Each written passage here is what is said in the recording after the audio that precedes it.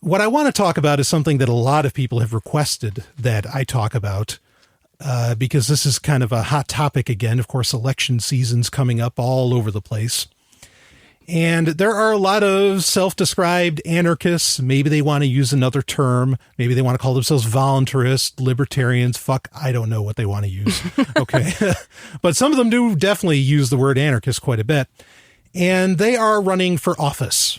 Oh, right. Yeah. Yeah. Yeah. So this whole idea of running for office as an anarchist, the argument, I guess, is that it's like, it's to take advantage of the free advertising because people pay attention to elections, and it's not really participating in the system because you're an anarchist and you're not going to get corrupted by the government. Just give me the ring. Just give me the ring. Yeah. You know, and first of all, I have a really hard time anybody who is willing to run for office isn't at some level doing it for the fame or the power or the attention that they're going to get. Another point on that is like about the free advertising thing. The idea is that people pay attention to elections, and so you can influence all these people because they're listening. Well, one, good luck getting media coverage as a non-Republican or Democrat, at least here in the U.S. Right. Third-party candidates really don't get much coverage. Right. And two, who is the audience you're talking to? It's people who watch the news, people who follow politics, people who are deeply actually into the matrix, people who are in the system.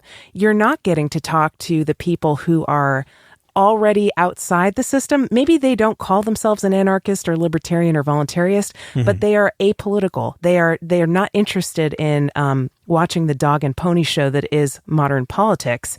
So, and you don't get to talk to those people through a political campaign. And I think that is actually where the richest source of potential anarchists, libertarians, voluntarists, whatever, is. Sure. I've randomly and through online and through mutual friends met lots of people who are basically libertarians and they didn't know it, but they are completely outside the political system. Right. They don't follow the Republicans and Democrats. They're sickened when they see that stuff. Yeah. And they're not following third parties either because they're disaffected with the whole political system. So I just think the people who are going to be even paying attention to an election are maybe not the right people that you want to even talk to in the first place. And, you know, the other thing about politics is like, it is such politics or watching the news, take your pick, paying attention to that stuff. It can be just such a distraction from your own issues and problems. Oh, I think that's for the people who run and for the people who watch it. Yeah. If I think back to the times in my life where I've paid the most attention to the news and to political races, I was miserable personally. Right. And it was a great distraction from that. Yeah. Well, that's what it is. Yeah. I think that's actually the very core of why people get involved in politics at all, that are of a more anarchist or libertarian bent, is because it keeps them from doing the real work of freedom, which is working on yourself. Absolutely. Okay. That's at the bottom of all this, no doubt about it. You got to let go of that stuff if you are going to do that inner work. And that's the most important thing, like you said, Brian, in getting free, in my opinion. And I think I have a lot to back that up. Sure. Yeah, absolutely. But you can't be distracted with the politics, playing politics, because you're going to end up miserable. Right. And it's sad when you see people you like and you know, getting wrapped up in that kind of thing. Sure. I don't know. I mean, sometimes they say, well, it doesn't bother me. I'm fine with it. But I wonder about that. No, right. And some of them, I think, are doing this for a money-making grab because it's easy, even not people that aren't even running for politics, but people that were never interested in politics before and were pushing a liberty message. I think that they start to get involved in politics because it gives them YouTube views, and it gives them, suddenly the political people start giving them money. Okay, they start donating to them for these causes and for them reporting upon this political stuff when, you know, a year before or whatever amount of time, they wouldn't bother with it at all. But the point I want to get to the arguments that these people make for why they're doing this. Okay, and the first one I want to discuss is the educational platform. This seems to be the one that most people have, or that most people want to tout out, is that, well, Ron Paul, you know, he educated so many people and brought so many people to liberty, and all that stuff. You know, my initial argument with that is that these people would have gotten there eventually anyway. He merely like made the information, he kind of put it onto a wall, but that doesn't mean people weren't already aware. It clicks with you. It's not like suddenly you just learn something. It just clicks and it says, oh, that's the name for what I've been feeling.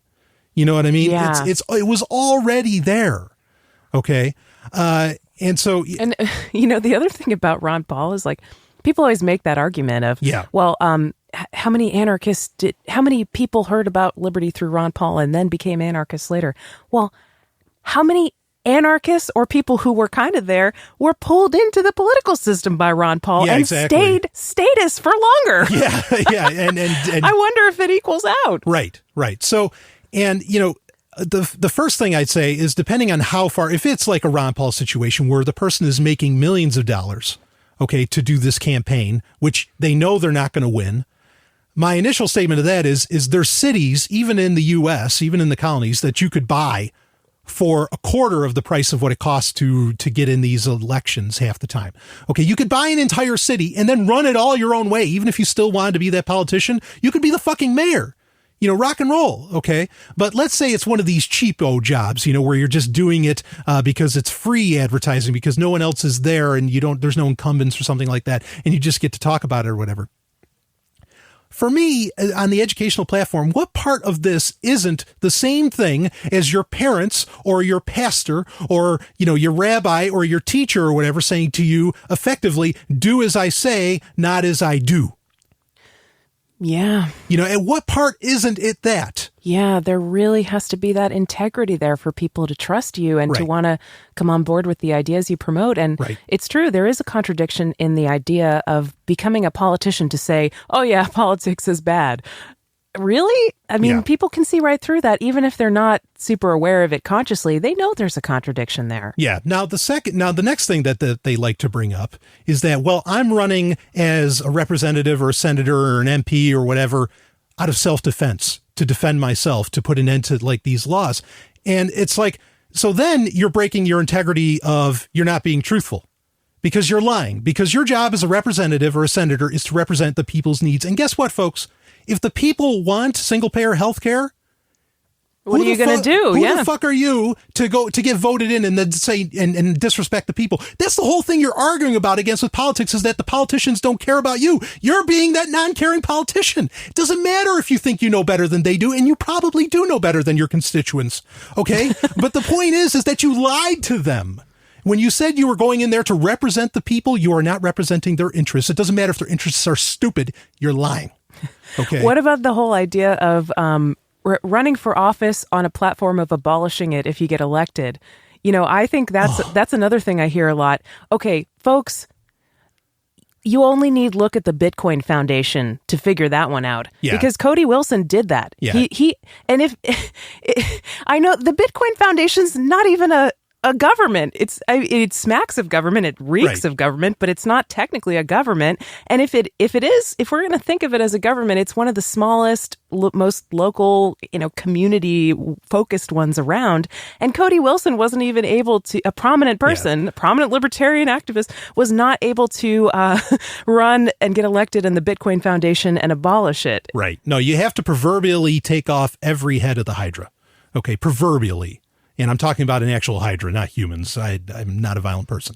Okay. But and it has to be one swoop. You can't, that's the thing. Like, this is that whole idea of incremental change, that just doesn't work at all.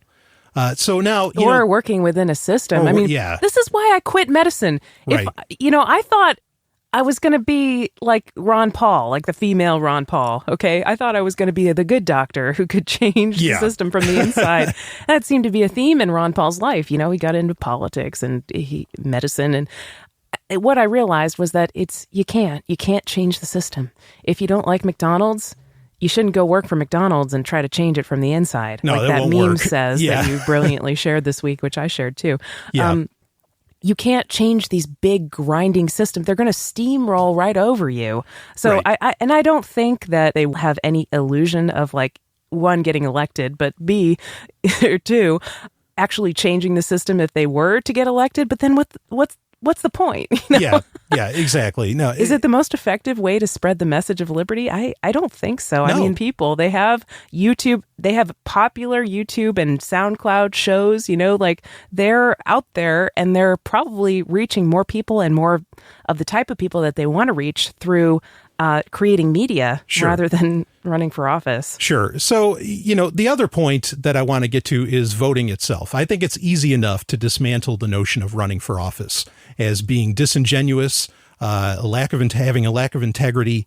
And, again, it's do as I say, not as I do. I mean, that's really what it is. If you're up there as an anarchist, as someone that doesn't think there's be government, to go up there and run for government that's just insane, and then anyway, the next part is voting itself, because that's what a lot of people will say, because they'll say it's the if I can't run as a politician out of self-defense, I'm going to do the self-defense voting and self-defense. Yeah. Right. How's that working out for you? Has your vote ever changed anything? Right. Yeah. And even if it did, the point is that the system in and of itself, the political system in and of itself, is a coercive system. It's based around coercion.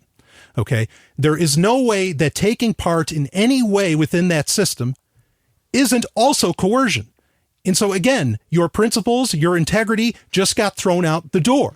Yeah, you really start to get stuck to the status fly paper when you get involved with these systems. And I get the arguments that it's hard to live as a pure anarchist completely outside the system, but voting is not mandatory. No, it is an the difference optional between thing. it and taxes. You don't have to vote. And so when you choose to vote, you are casting a ballot. And at best, it's a symbolic gesture. It's an expression of something. Whereas it's really not going to change anything. Your vote is not going to matter. So you are choosing to participate in a system that you probably disagree with. Right. And if your voting works, it's proverbially a nuclear bomb, because it doesn't just affect you. If your voting worked, it affects everybody. You just exercised power over other people that you don't even know their faces. You don't even know their faces. Yeah. Okay. It's coercion. Voting is coercion.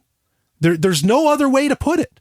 And coercion is wrong. That's the whole point, is, being against coercive force, if you're an anarchist or a libertarian or whatever.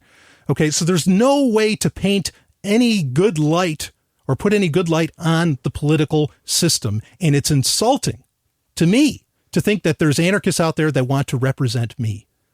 You missed the point. So, that's my overall. I'm not comfortable with it. No. That's my overall, thoughts. What about joke candidates like Vermin Supreme? I think they've been around for a while and everybody knows it's a joke, but they keep on voting. It doesn't do anything. It doesn't do anything. Yeah, if you want to troll things, there's other ways to troll.